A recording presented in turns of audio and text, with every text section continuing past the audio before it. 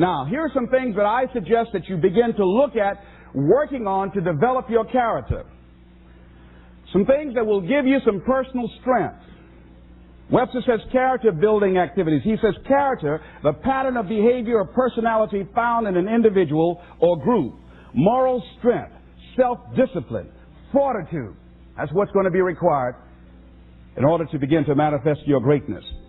Now, looking at yourself, one of the things I'm suggesting you look at, what is it that you need to be in the process of doing more of or less of? Like being more direct. So I used to have a problem of not telling people what I actually thought because I didn't want to hurt anybody's feelings. Saying no without feeling guilty. More focused. So I used to be the jack of all trades and master of none. Used to do a lot of things. One year I decided to do one thing well. I looked at all of my talents.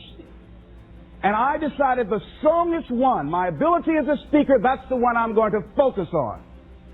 But I'm capable of doing a lot of other things. But only when I decided to focus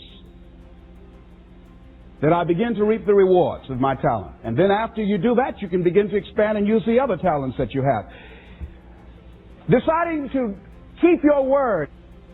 If you just decide, I'm going to keep my word. If I say something, I'm going to do it regardless. Being more considerate. More trusting. More disciplined.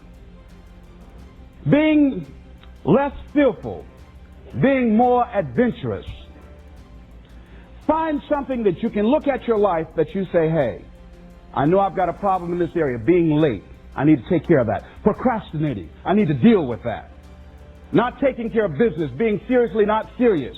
Creating an imbalance in my life where I'm spending more time looking at television or having social fun and not spending enough time working on me. See, most people, ladies and gentlemen, spend more time working on their jobs than they spend working on themselves. They work harder on their jobs than they work on themselves.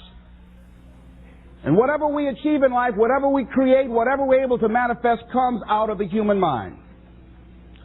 Now, I want you to think about 5 things that if you had the courage to do them, it will give you a feeling of satisfaction and self-respect.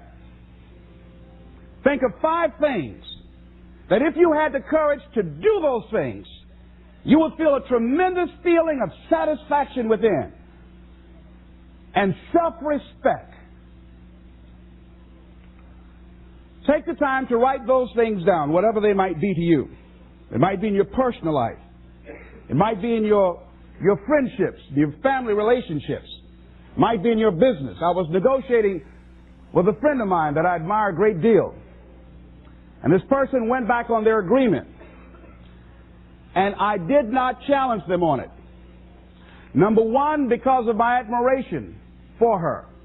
Number 2, because I really wanted the business. And I think she sensed that. So I didn't want to seem too picky, and I was nervous about it. And I was cowardly. Because I should have said, listen, that's not what we agreed to. I should have called her on that. But I didn't want to look bad or to appear to be negative or risk losing the business. Look at 5 things that if you had the courage to do those things, that you would do those things. A lot of people say, well, I've been like this all my life. I just can't change. This is the way I am. Dr. Harold Griswold, a psychologist and author of Direct Decision Therapy, said something. He says, when someone says, I can't change, some part of them wants to change, but the payoffs for his present behavior are greater than the payoffs for a changed behavior, or his fear of change is too great.